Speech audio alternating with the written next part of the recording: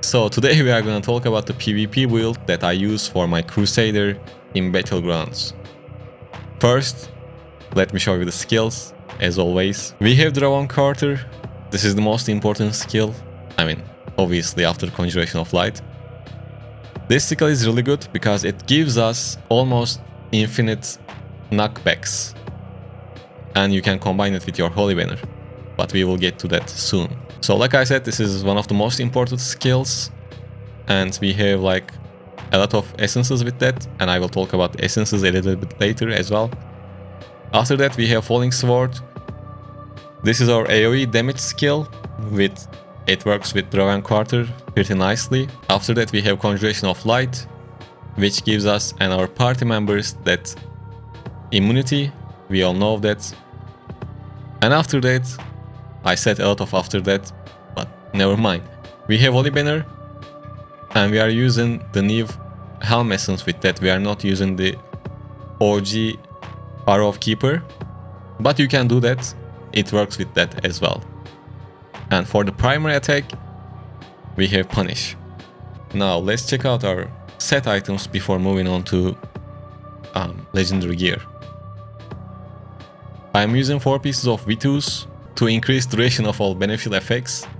Plus it increases our attack speed. This is important because attack speed increases our attack speed of our skills. The animation speed actually goes up with this buff. That's why this is important. And then I am using 4 pieces of mountebank. This is a must-have, especially for everyone, because you can't be really tanky unless you are a crazy whale without 4-piece mountebanks. This is really important. So 4-piece mountebank and 4-piece V2s. And when it comes to curse properties, I am using 4-piece nettled combined with my ancestral properties, which I use stun. But if you have full curse property set, then go for 6-piece nettled and you can choose the other 2 whatever you like.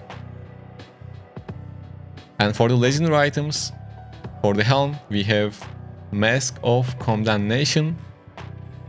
Holy Banner now rallies you and nearby summons, increasing attack speed and critical hit chance.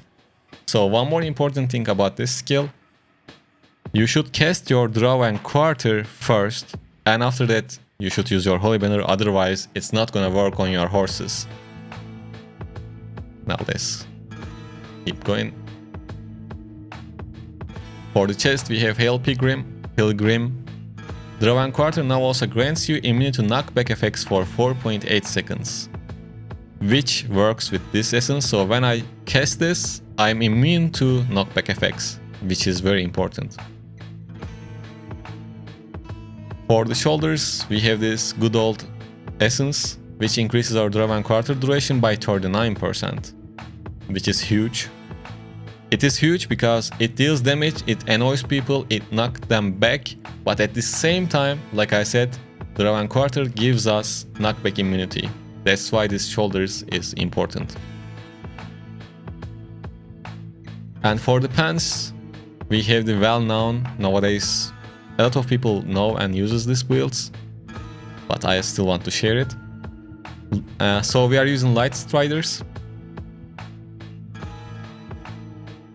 Dragon Quarter no longer grants you a mount and instead now summons 2 horses of light that charge at enemies, damaging them and causing knockbacks, which is very annoying to play against. So, and if you have awakened spots, you can basically spam these without waiting too much. Outside of the battlegrounds, I don't really have a cooldown, but inside of battlegrounds, after the strife nerfs, I have like 1 second, 1.5 second cooldown on these skills, so I can cast these all the time, which gives me knockback immunity for most of the fights. Plus I knock back people. And always cast your Falling Sword when you use these 2 skills, so you can deal a lot more damage to your enemies. For the main end we have Observer. Enemies struck by Punish take 19% increased damage from subsequent hits for 2 seconds. So after you cast your other skills, so first let's say this is the enemy, you do this and try to get close to it if it's possible. And basically you are trying to hit them with your primary attack to get this buff. Plus, Punish is a really good primary attack because it increases our block chance, which is huge for Crusaders. Well, other main ant is the Falling Sword essence called Luminous Rain. Falling Sword now follows you, damaging nearby enemies and reducing their movement speed. So that's this essence. And for the offense are little important. So we have this new chest essence, not chest, sorry. We have this new offhand essence called Unholy Wall. Each ally affected by Holy Banner increases the movement speed of you and your allies by 15% up to a maximum of 45%. This is good because when your horses move around faster, they deal damage a little bit quicker because they move around faster. And this is a good movement speed buff for yourself as well, to move around, I mean in battlegrounds.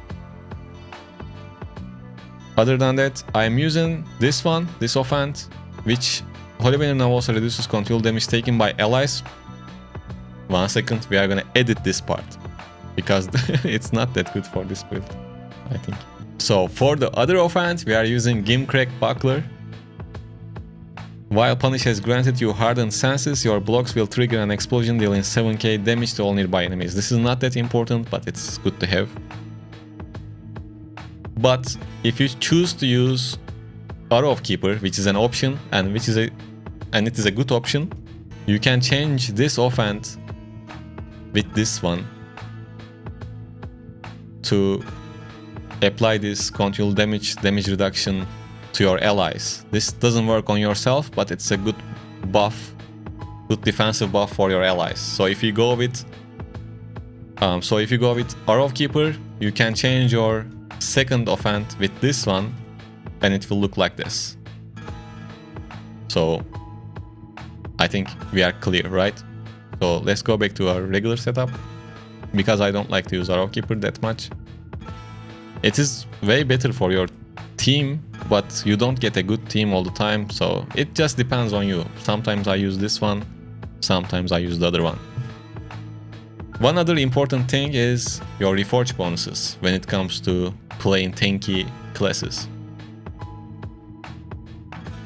For example, I am using 4 pieces of barrier.